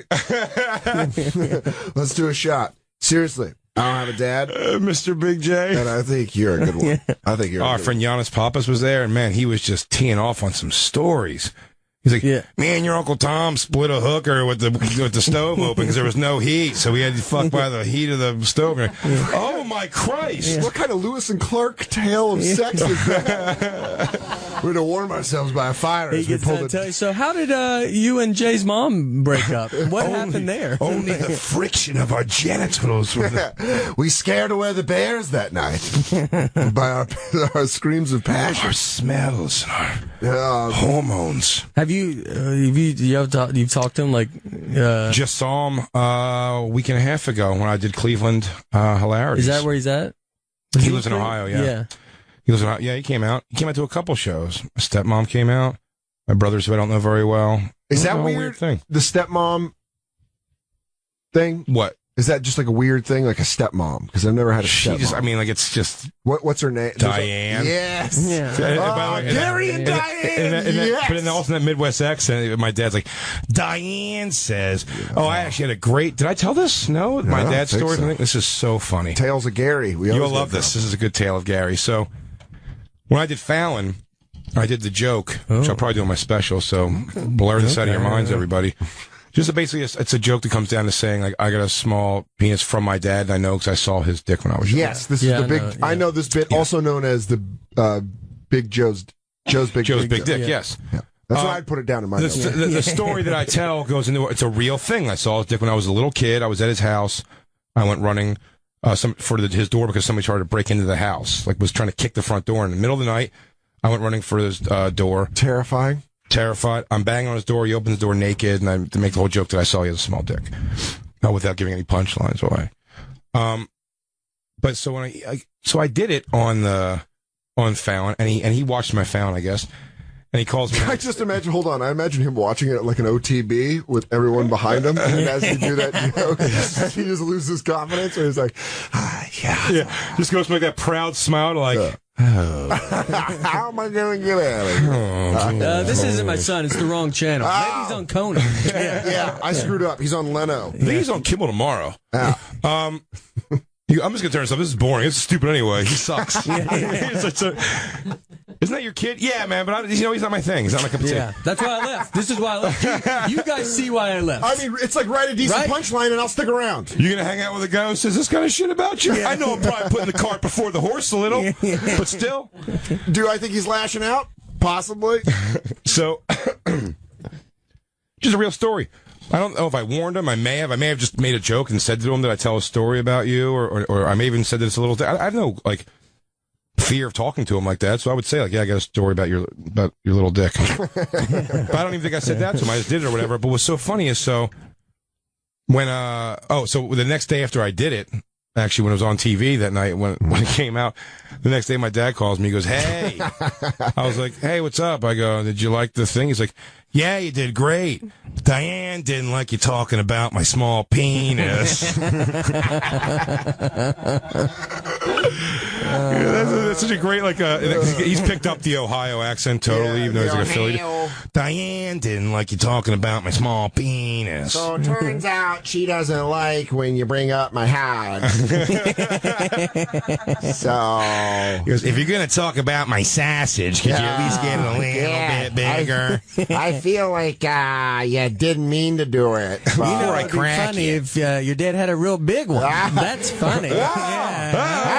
I don't mean to step on your toes here, but what if in the joke your dad's real good at sex? I like what you're saying. I like where you went with it, but let's say, wouldn't it be just as hilarious if your dad had just a big old donkey dick? I mean, a real lip ripper. I mean, one that's uncomfortable for women. Oh, I mean a turd hole burner. Even, you know what? I'm not telling you how to do your job, but maybe write it where Diane can walk in the nail salon with her head a little high. Diane doesn't like you talking about my small penis. It's one of my favorite quotes in the world. Did you just laugh? So hard. So what I saw him this weekend, my brothers, that's, again, weirder than my stepmother is that I have brothers who are like adults who I really just don't know that well. Stepbrothers? That you go, hey, half what's brothers. up, man? My dad and stepmom had 2 kids. Yeah, and you go like, hey, what's up, dude? They look so much like me. It's very how crazy weird. That is? You're like, hey, bro. I'm your brother. Oh, did you guys just meet first time? We're brothers. It's weird. Dude, my dad's so hilariously ridiculous. When he came over years ago to see me in New York for the first time, I think he's only been like twice ever. But the first time he came over and I remember Carla. Yeah. Correcting him. He came over to the house first time and he kept going like, he's like, oh, he goes, you got to bring Isabella, our daughter. He's like, you got to bring Isabella out to Ohio. Everyone will be so excited for a girl in the family because everyone's got boys. He was like, this one's got, Josie's got 2 boys and Marie's got 4 boys. I have 2 boys. And Carla was like, you have 3 boys. Like you're talking to the 3rd one. This is the one you're talking about. You know what? You slipped my mind. Nailed it. Sorry about that. I forgot you're my kid, big guy. You know what? Gonna stop by Rite Aid, pick up about 16 birthday cards I should have sent out. Shit, where was I? You're talking about boys. Yeah, so this particular trip, when I was in Cleveland, he came and he did the same thing to me. Literally, he goes, you know, your Uncle Guy, which is great that I have an Uncle Guy. I only had my dad's upstairs neighbor whose name was Guy. Uncle Guy had from Florida, of course. Uncle Guy has 2 daughters or something, and he goes, Guy always calls me and says, hey, you're real lucky. He goes, you only gotta worry about 2 penises, but I gotta worry about all of them in the world. And he just sitting there, he goes, Are you just reminding me also that your brothers also don't acknowledge me as your child? Like, Hey. no one in your family acknowledges you have 3 children? Jay, funny story for you. Talking to my brother, he said, "You ever get a hold of that bastard in New York? The one we know." Like you always hear a story of like if someone like some of your athletes, like their father won't be in their life, and then once they get famous, everybody calls them. Yeah. Yours is the opposite. Once you get famous, your dad doesn't mention you at all. Like he does. It's the opposite of like trying to get in touch with you. You're like you're on TV. You would think he would be like, my one son's on TV and the radio. Like No, and he loves just that. doesn't mention. He loves that. Dude, when I came downstairs, you should listen to my buddy's on the radio. in a weird way, I sort of feel that's what it is. Like he thinks I'm his buddy. But This guy I'm cool dude, when I with. came down, the elevator in the lobby of the hotel, dude, he was showing. There was this black dude who was like the concierge there. He was making him read the local newspaper article about me. He was making him read it. And he's like, yeah, there he is right there. He goes, Chase, get over here. This guy. And I saw what he was doing. I was like, he's like, I'm having him read your article. I'm like, no. He's like, come on, get over here. And then even like the guy reading the article was kind of like, that's okay. I get it. Yeah. I get it. Yeah. I get it. I was like, I did not purposefully, did not pay attention to this guy for 15 years to make him a great comedian. I knew it. I knew what I was doing. It was like doing 2-a-days for 15 years. Honestly. Training. Remember in Conan where they pushed the wheel? He was like that, but emotionally.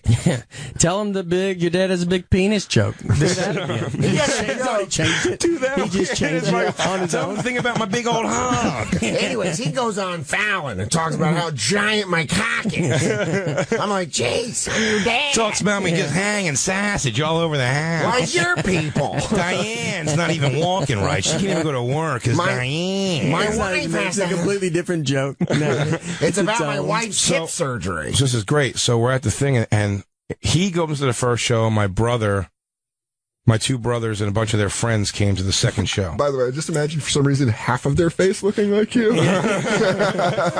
It's just 2 guys. Like if you pieced them together, but then they just have a generic face on the other side. I look like someone between a Michael Jackson's black and white video morph from them to them. Exactly. We look a lot alike. I mean, these 2 more so than my brother and sisters with my mom, who I'm very close with. But it was so funny. So they come and there's this big, like, kind of gaggle of people in between. So it's my dad. And one of my brother's friends says, he goes, oh man, did you do the joke about your dad? Like the thing about your dad that you did on, Fallon? He was like, oh yeah, that one. He goes, Jay called me. He goes, Jace called me, before he did that. And he goes, hey, listen, Dad, I'm going to tell this joke about you, but don't worry, it's just a joke. So I'm going to do it. And I just went, you're just making that up completely. Like, that never happened. I go, why are you saying that is just a front to back story? I'm just recounting a story of the time I saw your little bird. Really? I go, why are you making up that I just said this to you? That's not a phone call that's ever happened. Did he go, well, it's been great hanging out, man. I gotta get out of here. I gotta leave for another 10. I got an appointment about my small penis. Remember that joke that you said you were gonna change in your act? Yeah, I never said I was gonna change it. I just thought, hang on here, I wrote a few alternative lines for you. If you don't want it to still not work like it's doing, people are murdering. I don't think people like it. People are standing up applauding. Dude, that joke about your dad changed my life. It's just a joke, by the way. So he called me. I have to wear sweatpants because my hog's so big. Do you make these jeans in a 38 3-leg? I hang real dong. Jay wrote a joke in the opposite because everyone knows, you gotta make fun of yourself. The guy likes busting my chaps. Should we take our last break, Lou Dog? Yep. Okay, I guess we'll be right back. Nate Bargatze's going to be at the Stress Factory Thursday, Friday, and Saturday. Go buy tickets. I'm going to be at Zany's in Nashville. We're switching. Hey! And I'll be the late show Friday night, late show Saturday night. And Jay, where the hell are you going to be? This weekend I'll be at the Stand, and Saturday I'm watching that MF and UFC event. I'm recording it so no one say anything. I'll text you. I'll do a live tweet thing for you. No! And you have to follow me or else I'm upset with you. Also, the Impractical Jokers Cruise is coming up, and SiriusXM has your chance to win a trip for 2 to the Impractical Jokers Cruise, starring the Tenderloins. Sal, Joe, Q, and Murr will serve as your honorary captains as we sail from Miami to Cozumel, Mexico, January 11th to the 15th. 2016 aboard the Norwegian Pearl, which is an awesome boat. One grand prize winner will receive a trip for two on the Impractical Jokers cruise, including round-trip airfare for two to Miami, one-night hotel stay, and a cabin for two. For official rules and to enter, go to SiriusXM.com/ImpracticalJokers before December 14th. No purchase is necessary. We will be right back. It's the Bonfire. Who's tired of all the drama with their TV bill every month? Well, you can kiss it goodbye with this deal from the Dish. Call 1-800-CALL-DISH to get the 2-year TV price lock and pay just $49.99 every month for 2 years. No drama in this deal. We'll leave that for all your favorite TV personalities. You'll get 2 years of heated debates, 2 years of runway coverage, and 2 years of exclusive interviews. All for just $49.99 every month for 2 years. Plus, you get the Hopper, Smart DVR, and 190 channels. Call 1-800-DISH to get this juicy offer today. Want even more? If you're into sports, right now you can also get the multi-sport pack included. For 1 year. Should have read that quicker. Right now, you can also get the multi-sport pack included for 1 year. Smooth. So you'll never miss a touchdown. Plus, 190... Christ, this is so small written. Plus, 190 channels. How many hours are there in a day again? Not enough. Here's from Dish. 2 years, one price, 190 channels, Hopper Smart DVR, and the multi-sport pack included for 1 year. Just $49.99 every month for 2 years. Call 1-800-DISH today. 1-800-CALL-DISH today. Jacob, I'm blowing this. Keep going. Call 1-800-CALL-DISH today and get signed up. Requires a credit card. Qualifications, 24-month commitment, early termination fee, and e-bill auto pay. Taxes and surcharges not included. Offer ends 1/13/16. Other restrictions apply. For full details, 1-800-CALL-DISH. Get it. And now, the Bonfire with Big J. Okerson and Dan Soder. What childhood? Wyland Wednesdays here on the Bonfire, Comedy Central Radio, Sirius XM 95. Gone but not forgotten. Big J. Okerson, Dan Soder are sitting with us, the hilarious Nate Bargatze. He's at the Stress Factory Thursday, Friday, and Saturday. So go get tickets to go see him. That was a way better promo than I just gave the Sweet Sweet Dish Network. I thought you fucking nailed it, dude. You were real. Started about, you know what? It was in the copy. Yeah. There's a lot of things where it seems like it's the end of a sentence, and my eyes aren't going to the next thing, and I fucking. But it's human. It's humanizing. Not only that, but can I just say this? I think it shows room for growth. Can I say this? I'm a big fan of satellite television, so Dish Network is pretty awesome. Yeah. Yeah. It is awesome. Can I give that one from the heart? Yeah. That's a real one. You know what? They'd rather have that than that any day. Hell yeah. Why don't use cable? Cable's junk. Well, cable for a long time. I do, and I'd appreciate it if you keep it out of your goddamn mouth. I hate it. Some of us make decisions based. I hate it. I gotta change. I haven't done cable in years. What do you I've do? been Dish guy. Dish, yeah. I mean, not the other one. Okay. There you go. Way to get your way out of that. Hey, you know one. what? But the technology's still there. That's what matters, right? Yeah. I'm a TiVo guy. You guys are DVR guys. I got it. We're different. Is TiVo still even a thing? Just came back with a big one. Their thing. By the way, I do TiVo impressions. Come check that out this weekend, guys. You can see 45 minutes. Stress Factory. Yeah. That's gonna be in your catchphrase. Whoa, guys, TiVo that joke. That's what I was gonna say. That's his new catchphrase. He's like, and then my wife's like, I don't know if that's you. It kills. Well, better TiVo that one for later. Like a fast forwarder. Yeah, no, TiVo just came back with something big. And here's the thing, they have a cool technology in it that as soon as the cable companies and the dish companies get this next thing in, like it'll just bury TiVo all over again. And it's just the one button push gets through commercial. Oh. What? Yeah, that's big.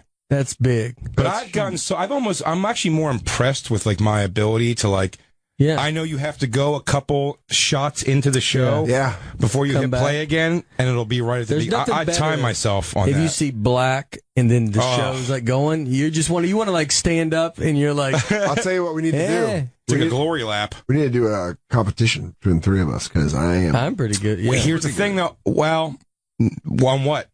We have three different cable companies we're dealing with. I can go on any Cable. system, Satellite bro. companies. How far do you got to go into the show with cable? 40 minutes just to get back? That's when I look at cable. It's a good. Is that your guys' dish humor? What do you got? Dial up on demand? Gush. That's a Gush. Gush. Your Gush. Your fast forwarding's like a. Oh,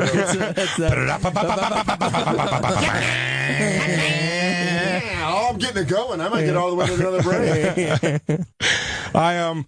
But that's the thing. I think everyone's remote is their own. You get the feel for your shit. Like cable guy? Up by the ear. But you could definitely, don't you feel that? Like, you know your system. I don't mind. They got new remotes, and I was like, I don't know if I like them, and because they didn't light up. And so it's like when the lights are off, it's hard to kind of see stuff. But now, I don't need light. Don't worry. Lights. You can feel it around. Don't worry about me. It's a nice rubbery arrow. But you ever hit you accidentally hit like an exit button or something where that it skips it all the way if you're like watching something behind or. Dude, my particular remote is I very often hit the off button. And it's such a project turning a TV on now. Like so many things like that. Because especially you ever get caught in that fucking time warp when your cable's turning on and your TV's turning off, and you have to like hide it like the thing on one, and you just like we want to punch them both, because you realize this is basically what Terminator 2 was talking about. The machines are going to rise, turning on us. They're turning. Oh, so you want your TV on but your cable on? You're like, no. Yeah. Who the hell wants the cable on and not the TV? Who wants the TV on and not like the cable? cutting the TV on is like cutting like gym lights on, where you have to go. It goes, bzzz, and then you're like, it'll be about to come back in 30 minutes. These lights will be on. It's just a light blue for a little bit. I did a show at a gym once, an AA convention or something like that, and they had they cut the gym. They didn't have a spotlight, so they cut half the gym lights on and then half not, and so half of the stage was dark where you would stand, and I bombed hard. Did you go into the shadows? It was like a drug, like an AA thing, where I thought like they were like mean to me. Where I was like, I thought y'all's whole thing was like being nice. No, they love to you, drunkie. They don't do drugs, but they love booing. What Nate's not telling you is he was on stage just hammered. Yeah. Did they Let me boo? tell you something. No, I got. They were like, no one laughed, and it was uncomfortable. Dude, any situation, I still get that, especially those unconventional things like that when the crowd gets shitty. You're like, you think this is great? Yeah. You think I'm having a blast up here? You think this is what it's about? We could have. It's my same belief about prison. If everyone would just get their head out of their ass, you can make it a pretty good time. Prison could be fun. It could be a lot of fun. Yeah, it's just muscular sleepaway camp. You have nothing to do other than time to play sports. Yeah. There's people in there that will let you butt fuck them. You can boo-foo dudes if that's your thing. You don't have to rape. You don't have to take it. I would even say you can just even sample it like a Costco. Yeah. And I'll be honest, if you're there for longer than 20 years, man, just start blowing dudes. Man, like, help everybody out. How many times do you think in prison they go, this is why we can't have nice things? I would say that all the time to prisoners. I'll tell you this. I would say, this is why. I guarantee there's been multiple games of checkers that have ended with that statement. And this is why. Oh, man, this is why and they have to go into the cell and they go, it's a checkers game. But to make the analogy to like a shitty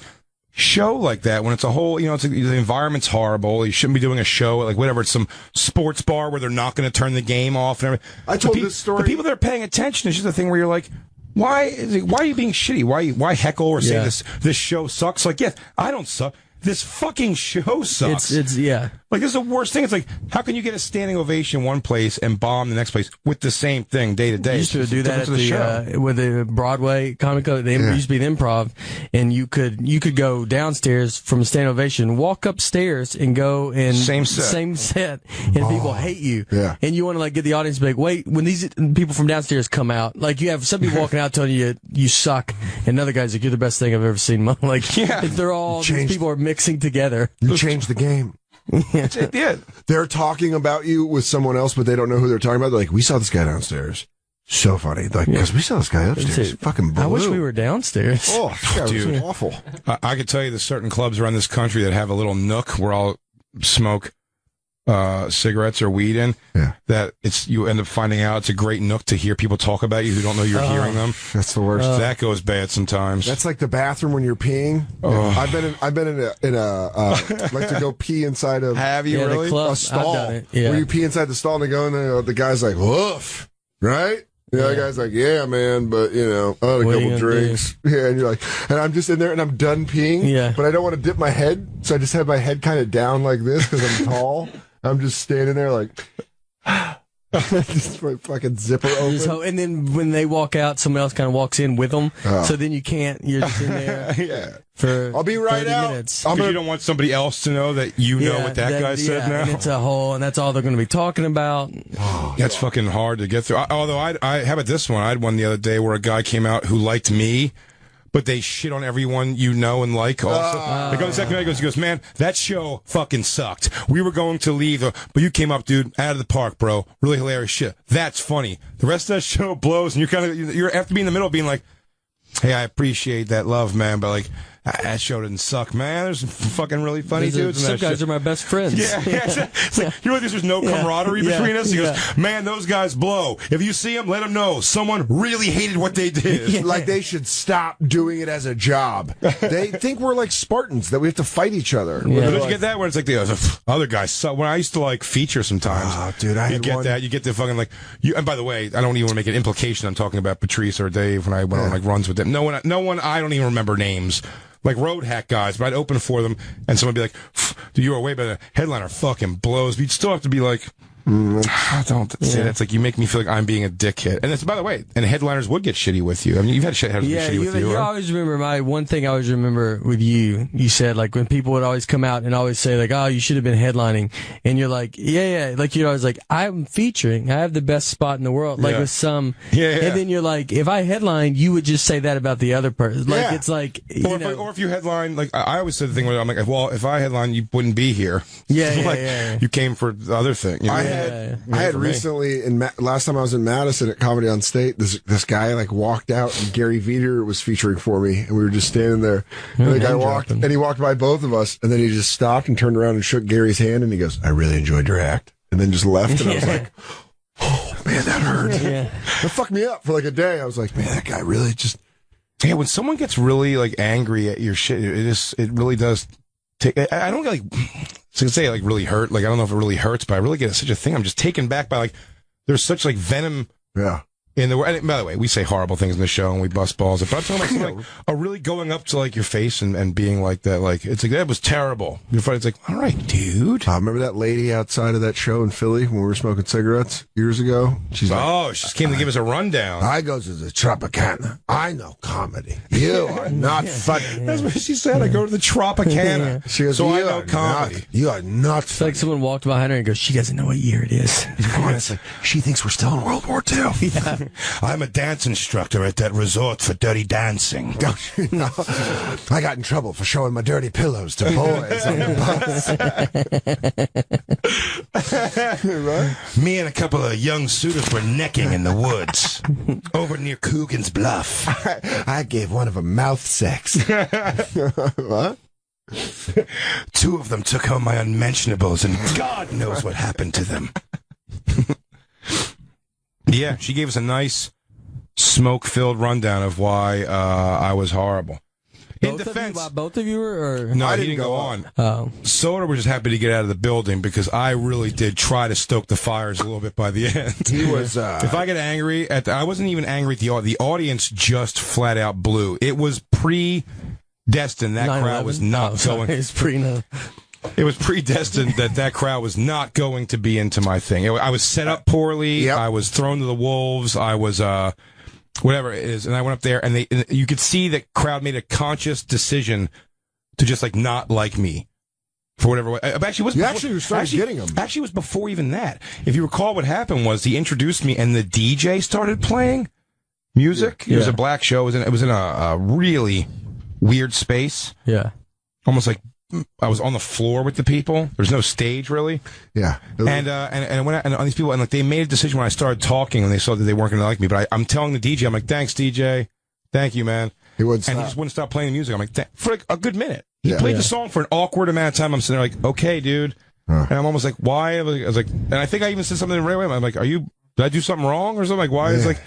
Why am I trying to be like? Did you not do the fucked over the throat? That's why. Like that's why. Yes. Y'all could do anything to this song because I've been busting backside like blah, it out. Oh man, I'll be paying rent to this motherfucking song. How much you need? What? $1,200. All right. Skiff. DJ, cut that shit. Yo, you got that new hot Ludacris or whatever now? That's what you needed to do. That's what I needed to do, but I didn't do that. I didn't do it. And, after I said it rough, they just didn't like me. The crowd was just like against me completely. Well, Jay, but here's the thing. We have a surprise for you. We have that crowd right outside. Get in here! Get in here, guys! Tanika! Sean! Get out! So I'm watching the show, and what Jay doesn't realize is he actually started winning him over. But he's already done in his hit. You're already like he was done. You're like you knew, I'm over. as another comic, you knew he was done. Yeah. But he started winning him over, and then doing the one of my favorite jokes of Jay's, the pubic hair. Yeah. Where he's talking about black girls' pubic hair. Toward my topic, I kind of have a lot of jokes under that umbrella. Yeah. I'm not going to tell you which hits. This is like your. I cast a wide net with the pube humor. It's kind of like saying Adele in love songs. Like, you're going to get something. Yeah. There's a lot of pube humor. Yeah. But what's it about? Love again? Yeah. But you know what? This one's from a different angle. Yes. So he starts talking, and this girl is talking about it, and then this lady in the back is just like, "Nuh-uh, no." Oh yeah. That's my stepdaughter. No. And she goes, but then we were finding out every. Oh yeah, no, you're right. You're right. She goes, "That's my stepdaughter," and he goes, "Oh, well, now I definitely have to ask." And she goes, "Her daddy's the one paying your salary." That's what he said. And he goes, salary. Yeah. That was the best part. Yeah. Salary. Yeah. It's salary. My weekly. Yeah. And then Jay has the greatest line where he goes, "Oh, well, let's just ask him. Is he here?" Yeah. And which gets me, by the way. I should ask him if your daughter has pubes. The only other white guy in the room to cackle out in a very white burst of laughter. I'm like, and then it just started getting weird. And then it like Jay started stoking the fires where he was like, "Guys, what are you gonna do? What am I gonna say at the Klan rally on Thursday?" Yeah. There's gonna be a lot to talk about at the Klan rally on Thursday. And it was still funny, and he got out of there where it was like gauging. Let me tell you something. The white staff murdering with those guys. Yeah. They were loving me. Yeah. Soda was sitting in the corner with making a face I can only describe as like, "Can we leave right away?" Yeah. Yeah. I like had a cigarette out. Throw and me I was the keys. I was like one of these where I was like, "Jay, cigarettes, you like Yeah, these?" I do. Let's go after those. Oh, As cool, I'm man. walking out, the guy who paid me, who's paying me, is apologizing. Remember this? Yeah. And asking by me the if way, I'll come back. It's the guy whose daughter, whose wife started all this. He goes, she don't remember. I think the stepmother literally threatened to fight me. I think she literally said I would fight you. It was great. And I'm like, and this is after Jay and I have already done a show. And so then we go out front. We did a great show, too. It was a theater. So much fun. We did a great show. Yeah, it was and the guy offered me a couple $100 to come do it. But then, remember, I went back up on stage. Because remember the guy that came out? He went up on stage and started like apologizing for him. And he goes, it's a guy I know, by the way, who I've looped in this business by simply performing outside of shitty shows and bars in Philadelphia. Yeah. He gets the microphone. Remember that? And he was like, "Hey, man, doesn't always feel good at your work, too, man. When you just first started your job, you weren't very good at it either." That's when I went on stage. I was like, "Well, just started your job. I've like looped you in this business, you dummy." Yeah. Like, you paid me to come here and do this show because this show just sucks. The fucking crowd sucks. It did lead I think us. that guy died. He did die. Did he? I think so. I think I heard he died. Good riddance. What? But then we were out front, and that led to the lady just coming down. And yeah, we're already in rare form. The only thing, and this is, by the way, we have to go, and this is going to be the last thing I'll say as homage. The only thing that was able to pick us up out of that shitty feeling of what happened at that show. Yep. Was we went back to my mom's house that night. Spent the night there.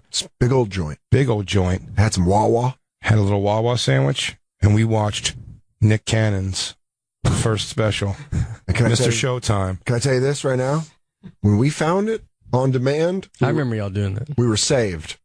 That was the hardest I've laughed for 60 minutes. Jay had me at one point where I thought I was going to shit my pants. I think my mom woke up at one point and started enjoying it with us because it was like no point going back to sleep. We weren't going to be quiet. It was so goddamn, and it was like a driving rainstorm that night. That's why we stayed in everything, Philly. yeah. And then I remember getting so high and watching that Nick Cannon special and laughing my ass off. Man, we had a great time. We really had a great time. Thank you, Nick Cannon. Yeah, Hours laughs. I owe that guy. And we had a great time with you, Nate. Hey. Remember that time? Remember that story of that time you weren't there? The time I was, I know. Like, do you know what's funny? I do remember y'all telling me the story. I remember you telling me y'all watched that thing. Yeah. So that's something. Well, go see Nate Bargatze at the Stress Factory tomorrow night, Friday, and Saturday. Yes. StressFactor.com, right? Yeah. At Nate Bargatze. At Nate Bargatze. Bargatze. One of my favorite people, one of my favorite comedians. Dude, old friend of mine, and I love him so much, and I'm so happy when he's in town, and I really, nothing but, even in the short time, I guess, relatively, that we live right next to each other and everything, a million and one stories, man. I absolutely love it. So you're always welcome to come back on the Bonfire. Hey, I will be where Nate's from. I'll be in Nashville Friday and Saturday at Zany's. Ooh. 2 shows. You did it. You had a great time? Yes. Yeah. I'm just in town, New York, to stand in the Comedy Cellar this weekend. Friday. Next Saturday, the 19th, I will be with Dan. We will be doing the Impractical Jokers Christmas Gala at Susquehanna Bank Center in Camden, New Jersey. It's basically the Philadelphia show right over the bridge from Philadelphia. That is going to be an amazing event. I have a bunch of dates coming up. I have Laughing Skull Atlanta coming up in January. A whole bunch of things. I'm going to the Sketch Fest in San Fran. Oh. And also in January, I'll be on the Impractical Jokers Cruise. And SiriusXM has a chance to win a trip for 2 to the Impractical Jokers Cruise. What you have to do is go on SiriusXM.com/Impractical Jokers before December 14th for official rules and to enter. The one, and there's only one grand prize, will be a trip for 2 on the Impractical Jokers Cruise, including round-trip airfare for 2 to Miami, 1-night hotel stay, and a cabin for 2. And the beauty is there is no purchase necessary. We'll see you on Monday. We'll be live Monday, yeah? Yeah. Yeah. Fuck yeah. Crackle, crackle.